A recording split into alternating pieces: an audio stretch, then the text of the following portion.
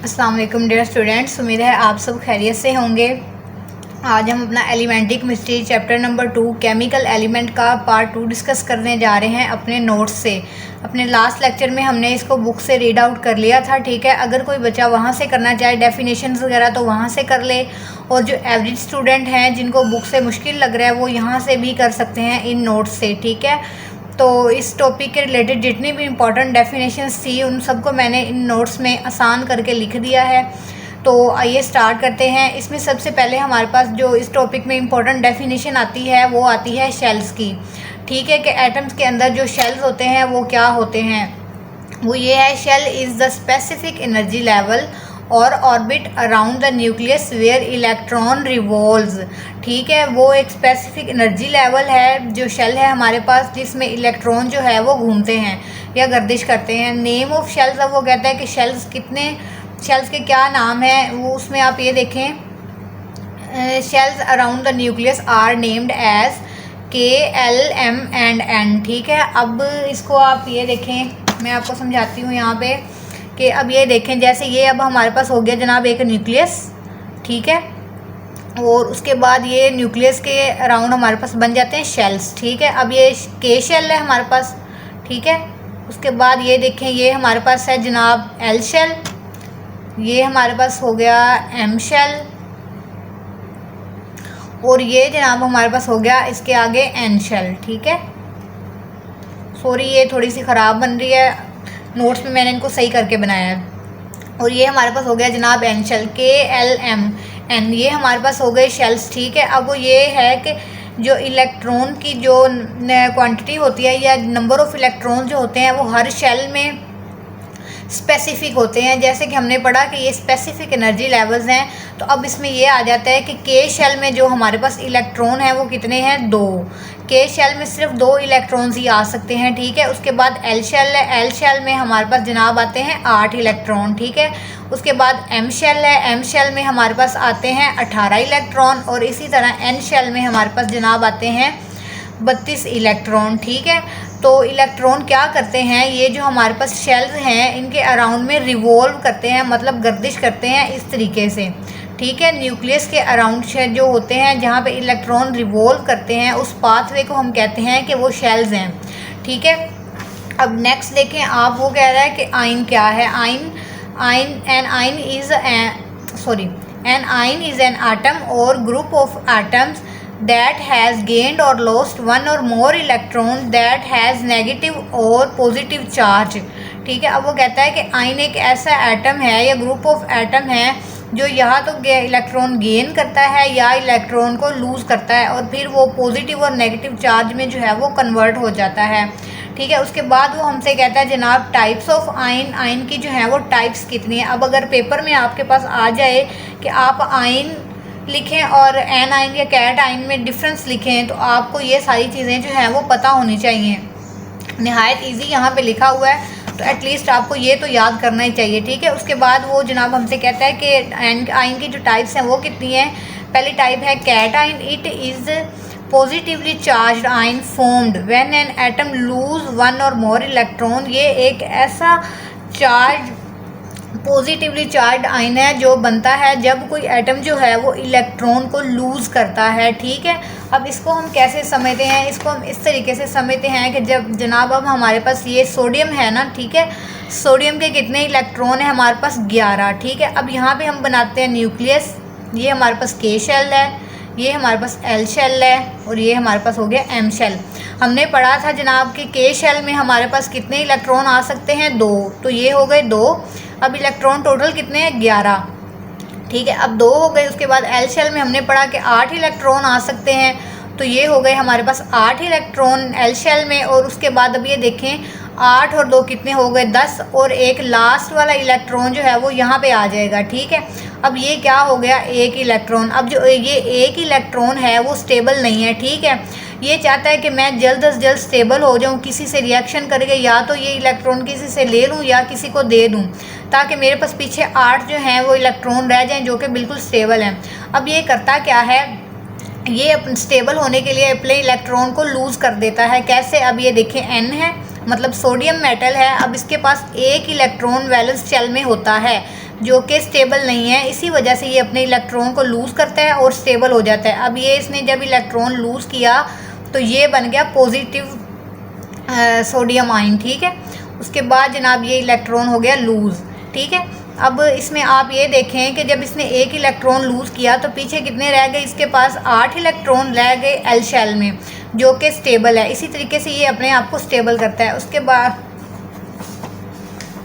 अब ये देखें, वो कहता है sodium atom lose 1 electron and become sodium ions, ठीक है। अब ये रिएक्शन जो है वो हमने समझ लिया, ये जो रिएक्शन है ये हमने समझ लिया। अब उसके बाद हमारे पास आ जाता है एन आयन। एन आयन क्या होता है? It is a negatively charge ion formed when an atom gains 1 और मोर इलेक्ट्रॉन। एन आयन वो चीज़ है, वो आयन है जो कि इलेक्ट्रॉन को गेन करता है, इलेक्ट्रॉन को गेन करता है और ये जो बन जाता है नेगेटिवली चार्ज आयन। अब इसकी एग्जांपल हमारे पास जनाब आ जाती है क्लोरीन। क्लोरीन देखें, अब इसको समझते हैं क्लोरीन को। क्लोरीन के जो इलेक्ट्रॉन है हमारे पास जनाब वो होते हैं 17, ठीक है। अब ये देखें क्लोरीन 17 इलेक्ट्रॉन। अब ये nucleus, K shell, M shell, sorry L shell, M shell, ठीक है। अब आप ये देखें, हमने पढ़ा कि के शेल में हमारे पास 2 इलेक्ट्रॉन आ सकते हैं, ठीक है। उसके बाद एम शेल, एल शेल है, एल में हमारे पास 8 इलेक्ट्रॉन आ सकते हैं और जो है एम शेल उसमें हमारे पास 18 इलेक्ट्रॉन आ सकते हैं। तो इसमें होता ये है कि अब ये देखें 17 है टोटल, 8 और 2 10 हो गए और यहाँ पे लास्ट पे हमारे पास कितने 7 इलेक्ट्रॉन रह गए। अब 7 जो है वो कोई स्टेबल नंबर नहीं है, ये अपना एक इलेक्ट्रॉन खुद को स्टेबल करने के लिए कहीं से गेन करेगा। जब गेन करेगा तो ये कितने हो जाएंगे, यहाँ पे 8 इलेक्ट्रॉन हो जाएंगे, ठीक है, जो कि स्टेबल नंबर है। अब ये देखें क्लोरीन हो गया, क्लोरीन ने एक इलेक्ट्रॉन जनाब गेन किया और बन गया क्लोरीन आयन। क्लोरीन आयन को हम क्या कहें, सॉरी, तो ये बन गया नेगेटिवली चार्ज आयन, जिसको कि हम कहते हैं ये एन आयन है। पॉजिटिवली चार्ज आयन को कहते हैं कैटाइन और नेगेटिवली चार्ज आयन को हम कहते हैं एन आयन। अच्छा जी, इसकी एग्जांपल में हम अपने ये पढ़ लिया कि क्लोरीन एटम गेन 1 इलेक्ट्रॉन, ठीक है, और क्लोरीन आयन बन गया। वो क्लोरीन ने एक इलेक्ट्रॉन गेन किया और क्लोरीन आयन बन गया। अब इसमें होता क्या है, अब ये देखें, जैसे कि आपके पास ये आ जाता है जनाब सोडियम। सोडियम ने क्या करना है, सोडियम ने अपना जो एक इलेक्ट्रॉन है वो उसको लूज़ करना है खुद को स्टेबल करने के लिए, ठीक है। और ये हमारे पास आ गया जनाब क्लोरीन। क्लोरीन ने क्या करना है, एक इलेक्ट्रॉन जो है वो गेन करना है खुद को स्टेबल करने के लिए, ठीक है।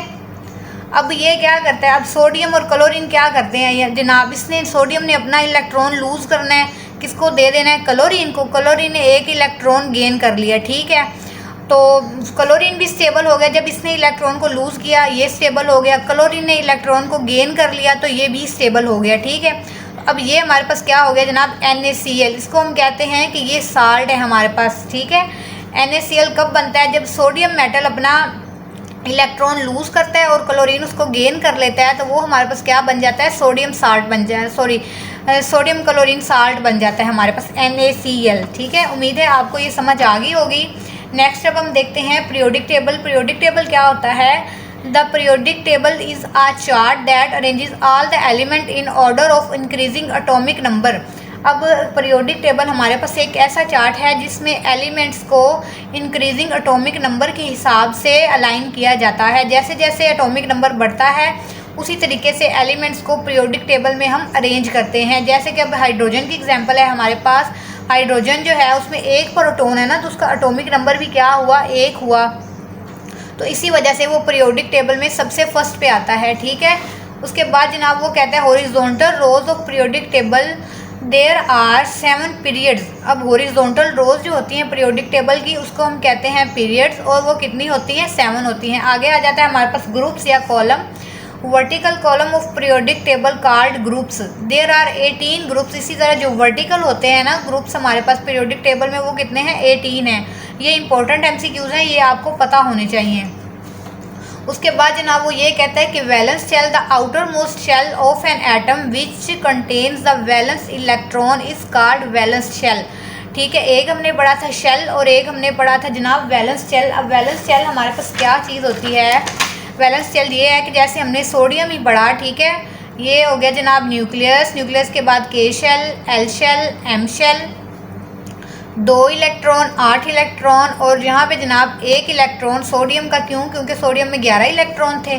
तो अब जनाब ये हो गया इसमें हमारे पास न्यूक्लियस। उसके बाद ये हो गया शेल जो सबसे फर्स्ट वाला है हमारे पास, और ये हो गया सबसे लास्ट वाला। जो सबसे लास्ट वाला है इसको हम कहते हैं वैलेंस शेल। ठीक है, जो एटम का सबसे लास्ट वाला शेल होता है उसको वैलेंस शेल कहते हैं, आउटर मोस्ट शेल भी इसी को कहते हैं। ठीक है, और जो इस लास्ट वाले शेल में इलेक्ट्रॉन होता है उसको वैलेंस इलेक्ट्रॉन भी कहते हैं। ठीक है, अब ये चीज़ हो गई। उसके बाद वो ये कहता है neon, the outermost shell of an atom which contains the valence electron is called valence shell. Example में इसका ये है neon contain 8 electron in its valence shell, that's why it is stable and do not react. अब neon जो है उसके 8 electron होते हैं वैलेंस शेल में। ठीक है, जो कि स्टेबल हैं, उसको किसी से रिएक्ट करने की ज़रूरत नहीं है। यही वजह है कि जो नोबल गैसेज हैं वो रिएक्ट नहीं करती। ठीक है, उसके बाद हमारे पास आ जाती है डेफिनेशन केमिकल रिएक्शन की। अब केमिकल रिएक्शन क्या चीज़ होती है हमारे पास? A chemical reaction is the process where substances changes into new substances। ठीक है, अब जैसे हमारे पास एग्जांपल है वाटर की, हाइड्रोजन और ऑक्सीजन बने तो हम मिले, हमारे पास क्या बन गया? वाटर बन गया। ठीक है, अब इसमें ये कहता है केमिकल रिएक्शन वो है जब दो मुख्तलिफ चीज़ें मिलती हैं और एक नई चीज़ बन जाती है। जैसे कि हमारे पास हमने ये सोडियम की एग्जाम्पल में पढ़ा था, सोडियम और क्लोरीन की एग्जाम्पल में हमने ये पढ़ा था कि सोडियम ने जो है वो अपना 1 इलेक्ट्रॉन लूज़ किया, क्लोरीन ने वही क्लोरीन ने वही इलेक्ट्रॉन जो है वो गेन कर लिया। अब जब सोडियम लूज़ कर रहा है, क्लोरीन गेन कर रहा है, तो दो डिफरेंट चीज़ें हैं जो मिलकर क्या बना रही हैं? NaCl बना रही हैं, यानी कि साल्ट को बना रही हैं। ठीक है, अब ये जो है वो नोट्स में आपको PDF डिस्क्रिप्शन में प्रोवाइड कर दूँगी। ये सारी इम्पोर्टेंट डेफिनेशन थी जो इस टॉपिक के रिलेटेड थी। अगर आपने बुक से नहीं करना तो यहाँ से कर लें। ठीक है, ये सारा नीट करके मैंने आपके समझने के लिए ये बना दी हैं। ठीक है, डायाग्राम्स बना दिए हैं, रिएक्शन भी लिख दिए हैं। आपको लेक्चर पसंद आया होगा, अपनी दुआओं में याद रखें। चैनल को लाजमी लाइक कर लें, सब्सक्राइब करें और शेयर करें। ठीक है, जो नोट्स मैं आपको बना के दे रही हूँ रेगुलर, उससे आप तैयारी करते रहें। ये ना हो एग्ज़ाम आए और आपको अभी कुछ पता ही ना हो। अल्लाह हाफ़िज़।